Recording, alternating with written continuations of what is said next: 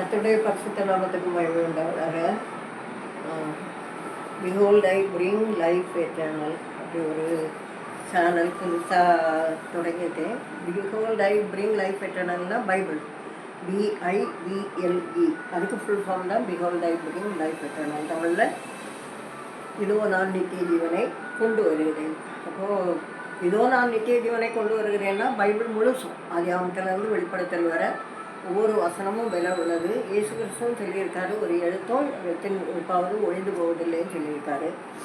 அதனால நம்ம பைபிள் முழுசும் படிக்கணும், படித்து எல்லாத்துக்கும் கீழ்ப்படியணும். ஆதியாகமம் 1ஆம் அதிகாரம் 1ஆம் வசனமோ 2ஆம் வசனமோ, ஆதியிலே தேவன் வானத்தையும் பூமியை சிருஷ்டித்தார். பூமியானது ஒழுங்கின்மையும் வெறுமையுமாய் இருந்தது, ஆழத்தின் மேல் இருள் இருந்தது, தேவ ஆவியானவர் ஜலத்தின் மேல் அசைவாடி கொண்டு கொண்டார். அப்போ 1ஆம் வசனத்துக்கும் 2ஆம் வசனத்துக்கும் உள்ள இடைவெளி எவ்வளவுன்னு நமக்கு தெரியாது. அந்த காலங்களில் என்ன சம்பவிச்சதுன்னு நமக்கு முழுசும் தெரியாது. ஆனால் பைபிளில் அங்கங்கே சில சம்பவங்கள் இருக்குது. அப்போ இதில் என்ன சொல்லியிருக்குன்னா, 2ஆம் வசனம், பூமியானது ஒழுங்கின்மையும் வெறுமையுமாய் இருந்தது, ஆழத்தின் மேல் இருள் இருந்தது. அப்போ அதுக்கு மேலே தெய்வாவியானவர் அசைவாடி கொண்டு இருந்தார். ஜலத்தின் மேலே இருக்குது. அப்போ அந்த பூமி ஜலத்துக்குள்ளே தண்ணிக்குள்ளே முங்கி கிடந்திருக்கு. அதில் என்ன 4 குறை இருக்குது: ஒழுங்கின்மை, வெறுமை, ஆழம், இருள். இந்த 4 குறையும் சரி செய்யணும். அப்போது அந்த 4 குறையும் தேவனே சரி செய்யார். அதுக்கு என்ன செய்யாருன்னா, முதல்ல சொல்கிறாரு 3ஆம் வசனத்தில், வெளிச்சம் உண்டாக கிடவுது அப்படின்னு சொல்லுவார். அப்போ வெளிச்சம் உண்டாக கிடவுதுன்னா அது இருட்டு. அந்த இருட்டு குறைக்கும். முதல்ல வெளிச்சம் உண்டானா வெளிச்சத்தில் இருக்கிற பொருள் எல்லாமே நல்லா தெரியும். அதுக்கு வேண்டி வெளிச்சம் உண்டாக கிடவுதுன்னு சொல்லுவார். அப்போது ஒழுங்கின்மை வெறுமையாக இருந்த பூமி, ஆழமும் இருளும், அந்த இருள் போய் வெளிச்சம் வரும்போது வெளிச்சம் உண்டாக கிடவுது. வெளிச்சம் நேர்கோட்டில் தான் போகும். வெளிச்சம் நேர்கோட்டில் கட் பண்ண முடியுமா? தான்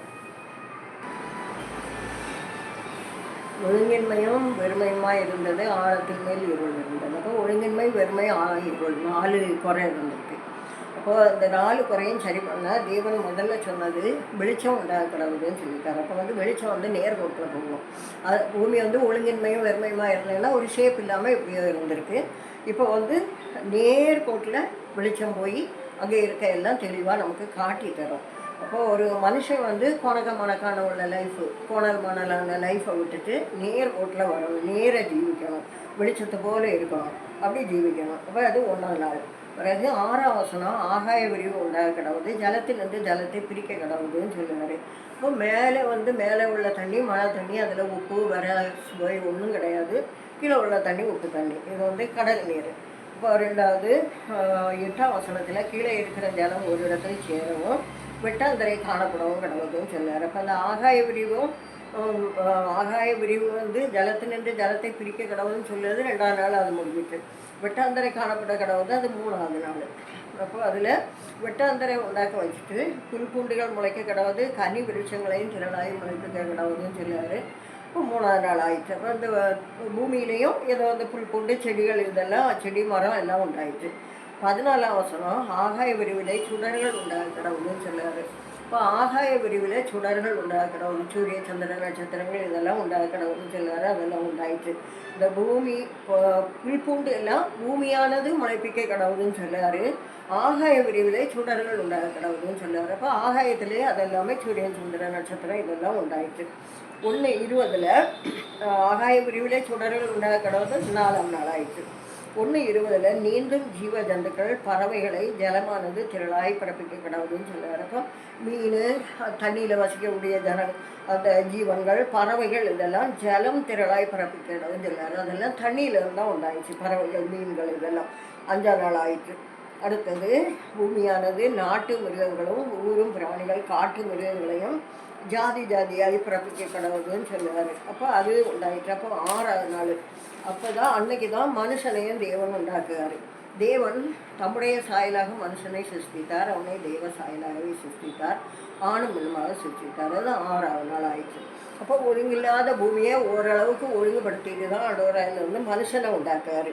அப்போ இது ஒழுங்கில்லாத பூமியாக இருந்து அப்படி உண்டாக்கிட்டுமே மனுஷன் கீழ்ப்படியாமல் பாவம் செய்து போகலாம். அப்போ ஆதியாமத்து தொடக்கம் ஒழுங்கின்மையும் வெறுமையுமான ஒரு பூமி. வெளிப்படுத்தல் 21:16 அந்த நகரம் சதுரமாய் இருந்தது அப்படின்ட்டு இருக்கு. இப்போ வெளிப்படுத்தல் 21:16, 21 அதிகாரம் 22 அதிகாரத்தில் பரலோகத்தை பற்றியும் நித்திய ஜீவனை பற்றியும் நிறைய வார்த்தைகள் இருக்குது. அப்போ அது எப்படி உண்டாக்கப்பட்டு, அதுக்கு அஸ்திவாரம் என்ன, அதுக்கு சோறு என்ன, அதுக்கு அந்த தளம் என்ன, வீடு என்ன, எல்லாம் தெளிவாக இருக்குது. அந்த நகரம் சதுரமாக இல்லைன்னா 4 நேர்கோடு. ஆதி ஆகமத்தில் 4 ஒழுங்கின்மையில் ஆரம்பித்த பூமி இங்கே வந்து 4 நேர்கோடில் முடியுது. அந்த நேர்கோடுன்னா நம்ம நேராக ஜீவிக்கிறவங்க இந்த ராஜ்யத்துக்கு போகலாம். ஒழுங்கில்லாத பூமியில் உள்ளவங்க அளவு முறைப்படி ஒழுங்கான இந்த நகரத்துக்கு வரணும்னா எப்படி? ஆதி ஆகமத்திலேருந்து வெளிப்படுத்தல் வர வாசிக்கணும். வாசித்து ஒவ்வொரு நாளும் நம்ம அந்த வசனங்களுக்கெல்லாம் கீழ்ப்படியும்போது இந்த அளவு முறைப்படி உள்ள நகரம் நமக்கு கிடைக்கும். அளவு ஒழுங்கில்லாத பூமியில் உள்ள நம்ம ஜீவிதம், ஒழுங்கில்லாத ஜீவிதத்தில் உள்ள நம்ம ஜீவிதத்தை மாற்றி ஒரு ஒழுங்கா சதுரங்கிறது ஒரு வடிவம், அதுக்குள்ளே நீங்கள் 4 நேர்கோடு, 4மே ஒரே அளவுள்ள நேர்கோடு சேர்ந்தால் தான் ஒரு சதுரம் வரும். அப்போ அந்த மாதிரி நம்ம ஜீவிதத்தில் உள்ள ஒவ்வொரு பக்கமும் நம்ம நல்லா கரெக்டாக இருக்கும்போது நம்ம இந்த ராஜ்யத்துக்கு வரலாம். அது வந்து நித்திய ஜீவன். நித்திய ஜீவனுக்குள்ளே நம்ம வர முடியும், நம்ம ஜீவியத்தை கரெக்டாக இருந்தால். ஆண்டவர் தாமே இந்த வார்த்தைகள்லாம் உங்களை ஆசீர்வதிப்பாங்க.